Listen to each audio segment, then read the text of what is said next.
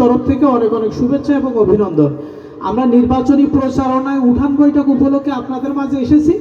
আমি আসলে সময় সংক্ষিপ্ততার কারণে অনেক কথা বলার ছিল, তারপর আমি শুধু এটুকু বলতে চাই, গ্লোবালাইজেশনের ফলে সমগ্র বিশ্ব আজ হাতের মুঠোয় চলে এসেছে।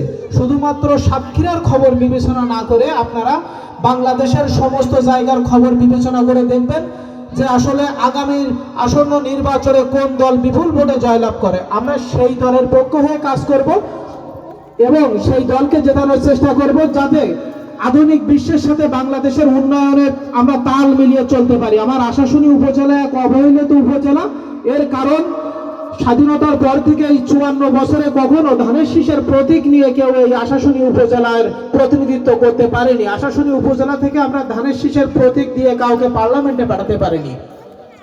আপনারা আমরা সবাই মিলে আমার আশাশুনি উপজেলার 86,000 সনাতনী ভাইয়েরদের সাথে, আমরা মুসলিমদের সাথে যদি কাঁধে কাঁধ মিলিয়ে একসাথে কাজ করে এই ধানের শীষ প্রতীককে বিজয় করতে পারি, তবে অবশ্যই আমার সনাতনী ভাইয়েরা নিরাপদে থাকবে এবং আশাশুনি উপজেলা এক মডেল উপজেলা হিসেবে বিবেচিত হবে। সবাইকে ধন্যবাদ।